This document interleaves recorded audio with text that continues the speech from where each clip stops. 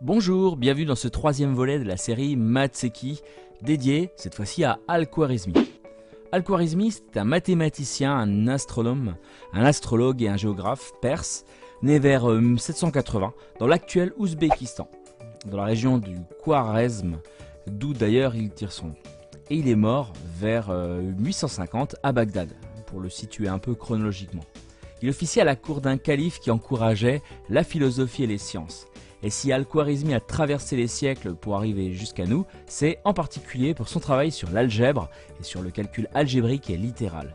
Il est d'ailleurs l'auteur du célèbre, désolé pour la prononciation, Kitab al-Jabr ou al-Mukabala, littéralement livre sur la science de la transposition et de la réduction. Et d'ailleurs, le al-Jabr du titre a donné le nom algèbre.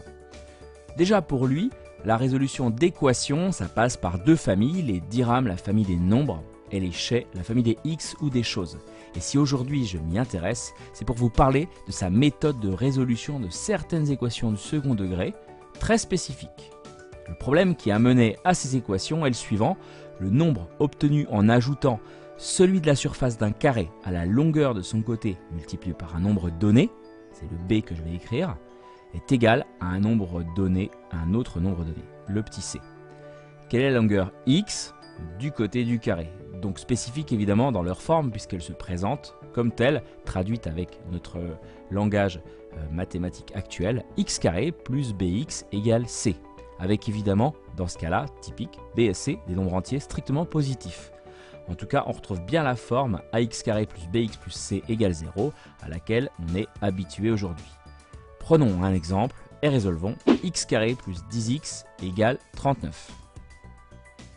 On va donc s'intéresser à notre configuration et s'intéresser à l'aire de la figure AEF-CHI qui vaut par décision 39. Mais on peut l'exprimer d'une autre manière par différence en partant du carré total, x plus 5 tout au carré auquel on enlève le petit carré grisé, 5 x 5, 25. On se retrouve donc avec x carré plus 10x qui, je le répète par décision, va valoir 39. Et donc on a notre équation qu'on va chercher à résoudre.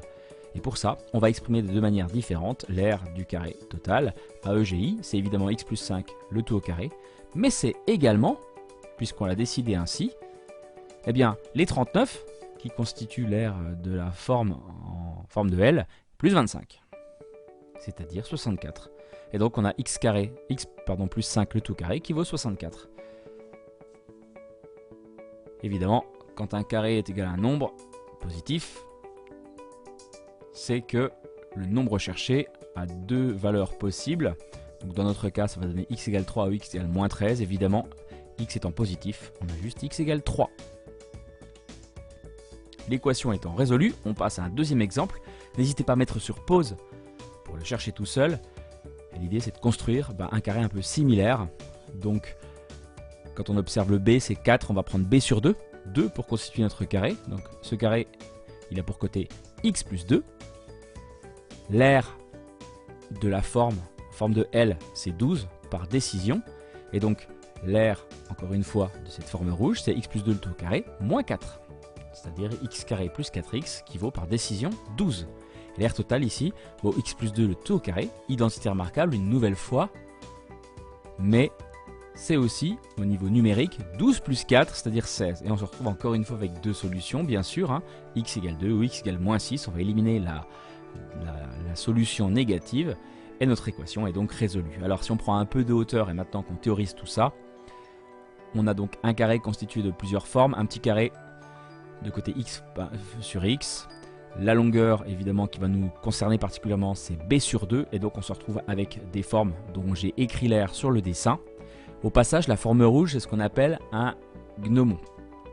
Et donc cette aire rouge, elle est égale à x carré plus 2 fois b sur 2x, donc en fait x carré plus bx, et elle vaut par décision c. On retrouve donc la fameuse formule, plutôt la fameuse équation qui va intéresser Al-Khwarizmi.